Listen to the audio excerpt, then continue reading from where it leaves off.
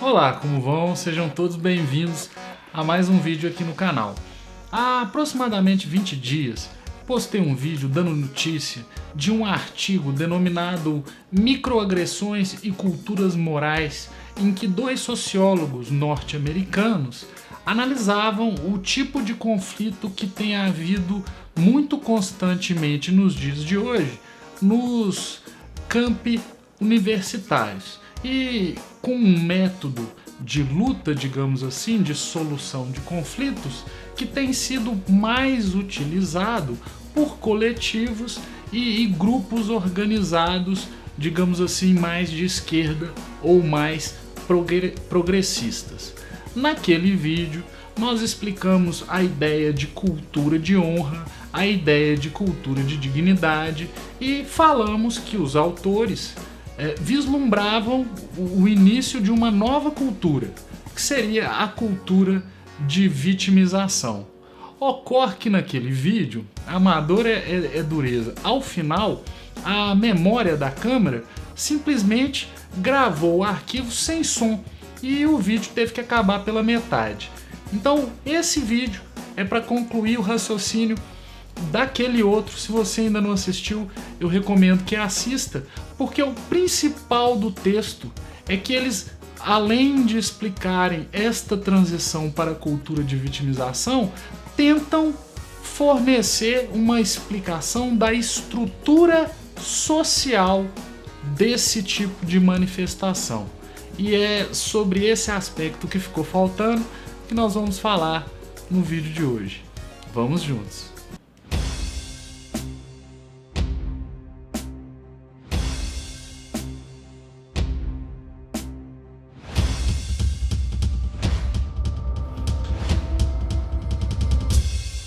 Eu quero aproveitar, já que está sendo gravado um outro vídeo para discutir o que ficou faltando no outro, para responder também algumas questões que me foram colocadas. Primeiro me perguntaram: "Pô, Cláudio, da onde você tirou esse artigo?"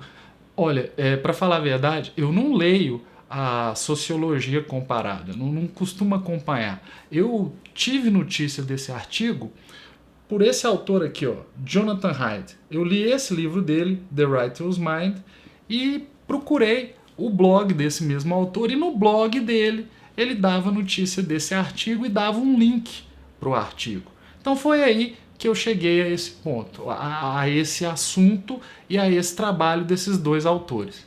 Bom, agora avançando no que ficou faltando. Muito mais do que simplesmente dizer que agora vivenciamos uma cultura de vitimização, a proposta do artigo foi a de explicar ou fornecer o que seria a estrutura social das microagressões. Em outras palavras, as condições sociais que induzem, viabilizam e geram este tipo de controle social. Controle social significando o modo de solução dos conflitos. E, basicamente, para que se caracterize este tipo de controle social, os autores dizem que, primeiro, a sociedade ou aquele ambiente deve ser atomizado. O que significa isso? Significa que as pessoas existem isoladamente, não existe uma grande, vamos dizer assim, solidariedade entre grupos, como, por exemplo, haveria em uma sociedade mais tribal. Por que eu estou dizendo isso? Em uma sociedade tribal, se você ataca alguém de uma tribo, você pode saber que todo mundo vai se unir sem muito se preocupar em ser convencido disso. Todo mundo se une para defender aquele seu grupo. Em uma sociedade mais atomizada, isso não existe. Então há uma necessidade de convencimento. Então, o primeiro aspecto seria a atomização. Segundo, diversidade. Sociedades em que se questionam microagressões são sociedades com um maior grau de diversidade. E isso faz sentido. Imagine você em uma igreja de crente, onde só tem crente. Não vai haver quem questione uma opinião que seja, vamos dizer assim, negativa de uma outra religião. em um lugar onde só tenha pessoas que pensem de um modo, elas não vão se preocupar com quem pense de outro modo. Então, atomização, diversidade, igualdade. Pode parecer contraditório, mas quem reclama de microagressões, as principais, vamos dizer assim, os principais grupos organizados que enfrentam esse tipo de problema, em regra, são grupos que estão numa situação de maior igualdade. Os verdadeiros excluídos, aquele povo que o Gessé de Souza chamaria de arralé, esses mal conseguem sobreviver quanto mais se organizar. Então, segundo os autores, uma sociedade para que veja surgir essa preocupação com as microagressões e esse método de ficar apontando várias pequenas indignidades para demonstrar um padrão, decorre da atomização, da diversidade, da igualdade, do acesso a tecnologias contemporâneas de comunicação, obviamente. Aí no caso nós estamos falando da internet, das redes sociais e especificamente no espaço universitário, eles também colocam como requisito, como elemento, a existência de uma autoridade à qual os grupos ditos excluídos podem se referir para cobrar providências, medidas, alternativas, etc.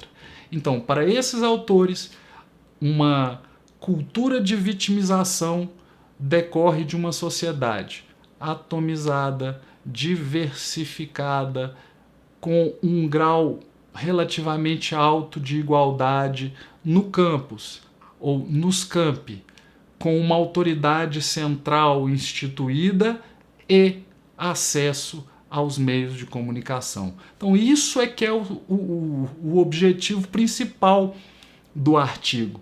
Tentar delinear a estrutura social de microagressões e da cultura de vitimização. E isso ficou faltando no vídeo anterior. Antes de fechar, eu ainda quero endereçar mais um aspecto que os autores trataram em um segundo texto de resposta às críticas do artigo original. E foi uma coisa que o Alisson comentou no vídeo anterior.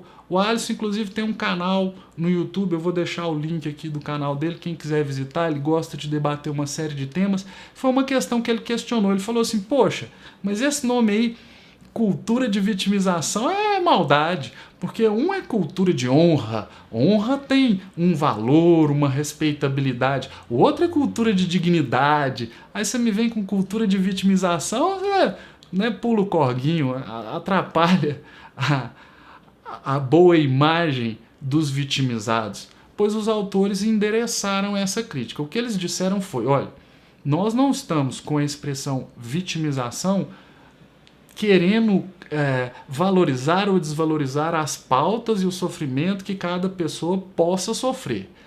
O que levou-os a este nome é o status moral principal e caracterizador daquele modo de solução de conflitos. Então, na cultura de honra, existe um status moral que decorre do que os outros pensam do honrado. Na cultura de dignidade, a dignidade decorre de um status moral que é inerente a todo ser humano. E, segundo os autores, no caso de uma cultura de vitimização, o status moral que caracteriza a solução do conflito é a de quem se sente excluído, desvalorizado, invalidado na sua existência e na sua cultura. Houve quem propusesse, por que não coloca aí um outro nome, como se fosse uma cultura de empatia? E os autores responderam, olha, não, porque é uma empatia apenas com o vitimizado. Não é uma empatia com o capitalista, uma empatia com o branco, com o homem, com o cis. Não é.